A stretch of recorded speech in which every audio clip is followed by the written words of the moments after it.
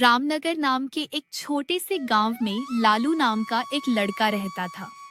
अभी कुछ ही दिनों पहले लालू के पिताजी की मृत्यु हुई थी। लालू पढ़ाई लिखाई में बहुत तेज था, परंतु पिताजी के मृत्यु के बाद लालू ने स्कूल वगैरह जाना छोड़ दिया था। अब वह घर की जिम्मेदारियों को संभालने में व्यस्त हो गया था। लालू के घर में लालू के अलावा कोई और कमाने वाला नहीं था। पिताजी की मृत्यु के बाद लालू के घर में केवल लालू, लालू की माँ और उसकी छोटी बहन थी। लालू का यह सोचना था कि घर में अगर कोई कमाने वाला नहीं होगा तो घर का खर्चा कैसे चलेगा। इसी कारण से वह स्कूल छोड़ काम करने लगा था। वह प्रतिदिन जंगल में जाकर लकड़ियों को काटता और उन लकड़ियों को ले जाकर बाजार में बेच दिया करता था और कुछ लकड़ियां घर में जलावन में उपयोग करता था। एक दिन इसी तरह लालू बाजार से लकड़ियां बेचकर घर लौटता है और अपनी माँ को आवाज लगाता है। माँ, ओ माँ, कहाँ हो? जरा यहाँ आना तो। लालू की आवाज सुन उसकी माँ जीतती है। आ गया बेटा तू? आज ज्यादा समय लगा दिया तूने। हाँ माँ, आज मुझे जंगल से लकड़ियाँ लाने में थोड़ी ज्यादा देरी हो गई थी और फिर बाजार में बेचने में भी थोड़ा ज्यादा समय लग गया, इसलिए घर भी देर से आया। बेटा तुझे मैं कब से बोलते आ रही हूँ, तू ये काम छोड़ दे और फिर से स्कूल जाना शुरू कर दे। माँ, अगर मैं यह काम छोड़ दूंगा तो घर का खर्च कैसे चलेगा? आप तो जानते ही हो कि पिताजी के जाने के बाद घर में केवल आप, मैं और मीरा ही हैं, और आप अब काम करने के लिए काफी कमजोर हो और आपकी तबीयत भी आपका साथ नहीं दे रही है, और मीरा बहुत छोटी है, तो बचा केवल मैं। हाँ बेटा, पर तू छोड़ दे ये काम। मैं कर लूंगी किसी तरह कुछ और चला लूंगी घर का खर्चा, पर तू छोड़ ये काम और स्कूल जाना शुरू कर दे। माँ, आप मेरी पढ़ाई की चिंता छोड़ दो। मीरा है ना, वो कर रही है ना पढ़ाई, और घर में एक पढ़ा लिखा होना जरूरी होता है। लालू की माँ लालू को बहुत समझाने की कोशिश करती है, पर लालू उनकी बात नहीं मानता और एक ही बात दोहराता रहता है। माँ, मैं आपको कह रहा हूँ ना, आप मेरी चिंता छोड़ दीजिए, मैं सब कुछ संभाल लूंगा। आप बस आपकी तबीयत का ध्यान रखिए और छोटी की पढ़ाई का ध्यान रखिए। फिर अगली सुबह लालू फिर से अपना काम करने जंगल की ओर निकल जाता है और जाते जाते अपनी छोटी बहन को भी साथ लेता जाता है ताकि उसे स्कूल छोड़ सके। लालू पहले मीरा को स्कूल छोड़ता है, फिर वहां से जंगल लकड़ियां काटने चला जाता है। लालू दिन भर जंगल में लकड़ियां काटता है और फिर उन लकड़ियों को बाजार ले जाकर बेच देता है। लालू जब घर वापस लौट रहा था तभी वह देखता है कुछ लोग एक खेत में काम कर रहे होते हैं और वहां से थोड़ी दूरी पर एक जमींदार बैठा था। यह देखकर लालू ने सोचा कि मैं एक बार जाकर इस जमींदार से बात करके देखता हूँ, शायद मुझे भी यहाँ काम मिल जाए, तो मुझे जंगल नहीं जाना पड़ेगा लकड़ियाँ काटने। लालू तुरंत जमींदार के पास पहुंच जाता है और जमींदार से कहता है, सेठ जी, मुझे यहाँ कोई काम मिल सकता है क्या? बेटा, यहाँ काम तो बहुत है, पर तुम इस काम के लिए बहुत छोटे हो। तुम्हारी उम्र अभी पढ़ाई लिखाई करने की है। हाँ सेठ जी, मैं जानता हूँ कि मेरी उम्र छोटी है, लेकिन मेरे घर की हालत अच्छी नहीं है और मुझे घर चलाने के लिए पैसा कमाना ही होगा। लालू उस जमींदार को बहुत समझाने की कोशिश करता है। लालू के इतना समझाने के बाद आखिरकार सेठ मान जाता है। देखो लालू बेटा, मेरा तो बस यही खेतों वाला काम है। अगर तुम्हें मंजूर है तो तुम कर सकते हो। यह सुनकर लालू बहुत खुश होता है और खुशी खुशी काम करने के लिए हामी भर देता है। सेठ जी, आप बोलो तो मैं अभी से काम पर लग जाता हूँ। लालू का काम करने के लिए उत्साह देख सेठ सोचता है, आज तो मेरे पास ऐसा कोई आसान काम नहीं है जो मैं इस बालक को दे सकूं। एक काम करता हूं, इसे कल से काम करने बुलाता हूं। तब तक इसके लिए कोई आसान काम देखकर रखता हूं। नहीं लालू बेटा, तुम आज रहने दो। तुम एक काम करो, कल से काम करने आ जाना। ठीक है सेठ जी, परंतु क्या मैं यहाँ रुककर खेतों का काम सीख सकता हूँ? ठीक है बेटा, जैसा तुमको सही लगे। यहाँ से ही लालू की जिंदगी की असली कहानी शुरू होती है। सेठ के यहाँ से निकलकर जब लालू घर की ओर जा रहा होता है तभी लालू सोचता है, सेठ जी ने तो मुझे आज काम करने नहीं दिया। एक काम करता हूँ, थोड़ी देर के बाद जब सब चले जाएंगे तब मैं खेतों पर काम करना शुरू कर दूंगा। आखिर मुझे जो काम कल से करना है उसको मैं आज से ही शुरू कर देता हूँ। कुछ देर बाद धीरे धीरे सारे मजदूर और सेठ वहां से चले जाते हैं। फिर क्या था? लालू फौरन कुदाल उठाता है और खेतों पर काम करना शुरू कर देता है। यहाँ लालू काम करने में इतना व्यस्त होता है कि उसे समय का ध्यान नहीं रहता है और वहाँ उसके घर पर उसकी माँ बहुत परेशान होती है। आज लालू को कुछ ज्यादा ही लेट हो गया है। अब तक तो उसे आ जाना चाहिए था। आने दो उसे, आज उसका जंगल जाना छुड़वा दूंगी। लालू खेतों से काम कर शाम को थोड़ा ज्यादा ही लेट घर पहुंचता है। जब वह घर पहुंचता है तो देखता है माँ उसका इंतजार कर रही होती है। आ गया तू? तुझे मैं पहले ही मना कर रही थी। छोड़ ये काम और स्कूल जाना शुरू कर। इतना लेट घर आएगा, समय पर खाना नहीं खाएगा तो बीमार हो जाएगा, और अगर बीमार हो जाएगा तो किस काम की है कमाई। माँ को इतना परेशान देख लालू कहता है, माँ, अब तुमको इतना चिंता करने की कोई जरूरत नहीं है। क्यों बेटा, तुम स्कूल जाना शुरू करने वाले हो क्या? नहीं माँ, मुझे अब जंगल नहीं जाना पड़ेगा। मुझे पास के ही खेत पर काम मिल गया है। अब से मैं लेट भी नहीं आऊँगा और पैसे भी थोड़ा ज्यादा मिलेंगे। लालू से यह सुन उसकी माँ को थोड़ा दिलासा तो मिलता है, पर फिर भी वह लालू को काम करने से मना करती है। बेटा वो सब तो ठीक है, पर फिर भी मेरा एक ही कहना है, हो सके तो तुम काम करना छोड़ दो और स्कूल जाने लगो। माँ, आपकी इतनी तबीयत खराब रहती है और मीरा छोटी है। अब आप ही बताओ कैसे चलेगा हमारे घर का खर्चा। माँ, आप मेरी चिंता छोड़ दो। मैं अब इतना समझदार हो गया हूँ कि घर का ध्यान रख सकता हूँ। अगली सुबह लालू रोज की तरह खेतों पर काम करने निकल जाता है और जाने से पहले लालू मीरा को स्कूल छोड़ता है। फिर वहां से खेत पर चला जाता है। नमस्ते सेठ जी। अरे आओ लालू बेटा, आ गए तुम। मुझे लगा तुम नहीं आओगे। मैंने सोचा तुमने कल बाकी लोगों को इतनी मेहनत करते देखा है, शायद घबरा गए रहोगे। नहीं सेठ जी, मुझे अब कोई काम डरा नहीं सकता। पिताजी के गुजर जाने के बाद मेरी जिम्मेदारियां बढ़ गई हैं और उन्हें निभाने के लिए मैं कोई भी काम करने के लिए तैयार हूँ। क्या बात है लालू बेटा, आज के जमाने में कुछ लोग शादी के बाद भी अपने माँ बाप के भरोसे रहते हैं, और एक तुम हो। तुमने तो मेरा दिल छू लिया। हाँ सेठ जी, चलिए अब मुझे भी कुछ काम दीजिए। लालू का अपने परिवार के प्रति जिम्मेदारी देख सेठ सोचता है, इस लड़के में अपने परिवार के प्रति इतना समर्पण है कि यदि इसे मैं यहाँ काम नहीं दूंगा तो यह किसी और के वहां काम करने चला जाएगा। एक काम करता हूं, फिलहाल के लिए इसे वह छोटे वाले खेत में काम करने भेज देता हूं। बेटा एक काम करो, तुम जाकर मेरे आम के पेड़ वाली जमीन पर काम करना शुरू कर दो। ठीक है सेठ जी। लालू फटाफट पास में पड़े कुदाल को लेता है और सेठ के बताए खेत पर काम करने निकल जाता है।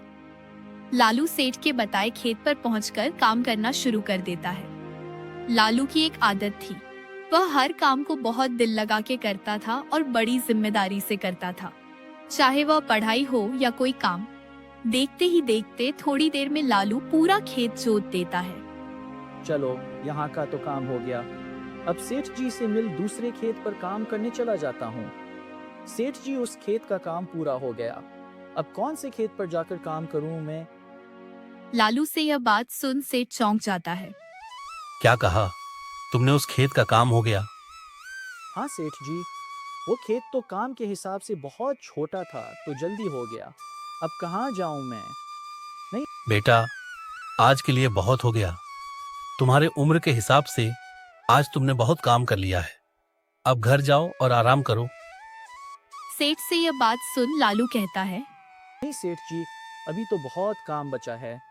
आप बोलिए ना, कहाँ काम करना है? नहीं लालू बेटा, आज के लिए दूसरा कोई काम नहीं बचा है। सेठ के बहुत समझाने के बाद भी लालू नहीं मानता। ठीक है बेटा, तो क्या तुम मेरा एक काम कर सकते हो? हाँ सेठ जी, बोलिए क्या करना है? बेटा काम जानने से पहले मेरे एक सवाल का जवाब दो। हाँ पूछिए सेठ जी, क्या जानना चाहते हो आप? तुमने अपनी पढ़ाई कहाँ तक करी है? 8वीं तक पढ़ा हूँ मैं और 9वीं में दाखिला हुआ था, पर जा नहीं पाया। फिर तो तुम्हारा गणित बहुत तेज होगा। हाँ सेठ जी, गणित तो मेरा पसंदीदा विषय था। उसमें तो मैं पूरे वर्ग में ओवल आता था। क्या बात है, फिर तो जोड़ घटाना तुम्हारे लिए तो बहुत आसान होगा। जी सेठ जी।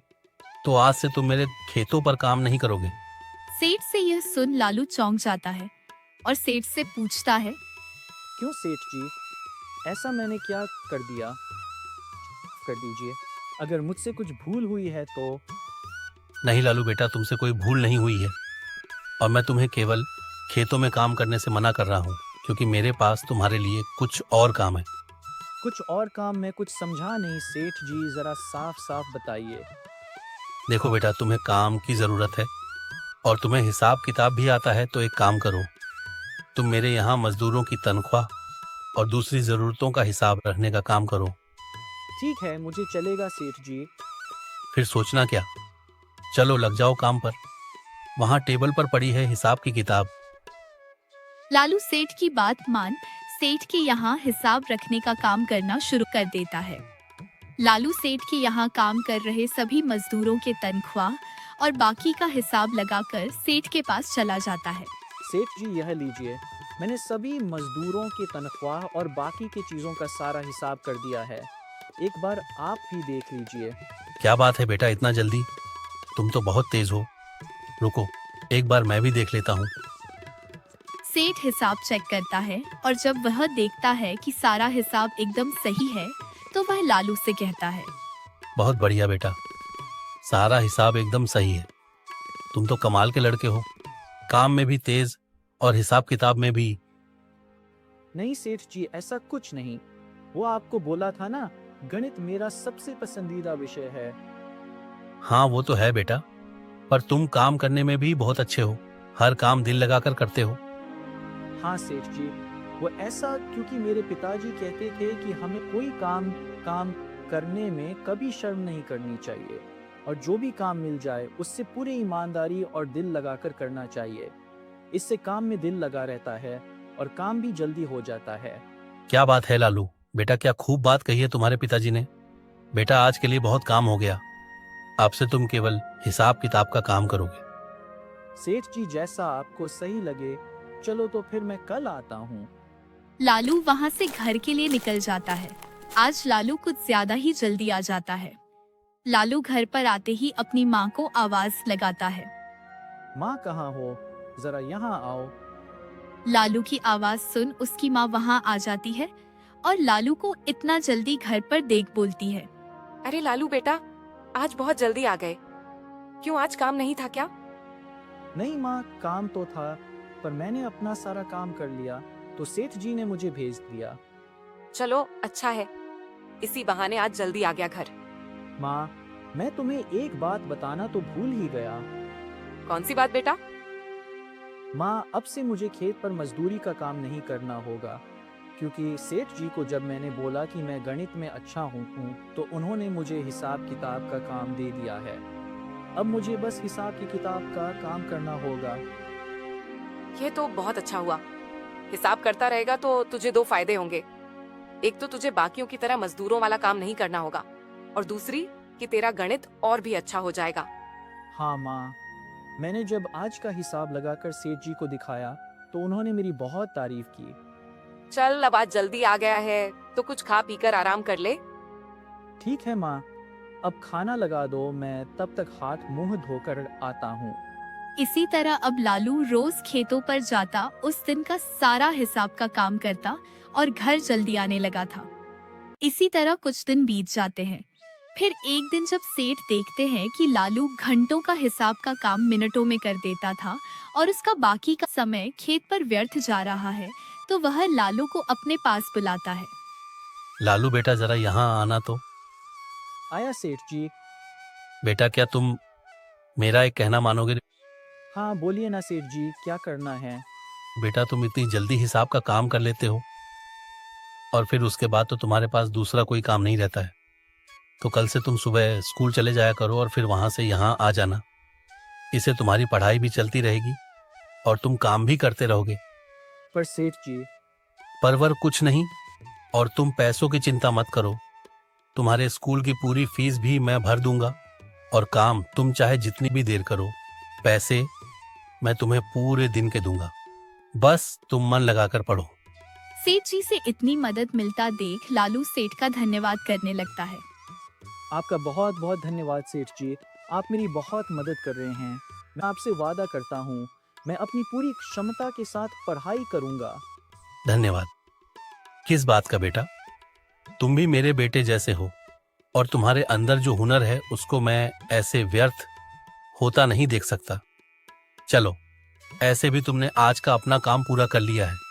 अब घर जाओ और आराम करो, और याद रहे कल से पहले स्कूल जाओगे, फिर यहाँ आओगे। ठीक है सेठ जी। लालू यह बात अपनी माँ को बताने भागता भागता घर जाता है। माँ, जल्दी से यहाँ आओ, मुझे आपको एक खुशखबरी देनी है। लालू की आवाज सुन उसकी माँ आती है। बोलो लालू बेटा, क्या खुशखबरी है जो तुमने मुझे इतनी जोर से आवाज लगाई?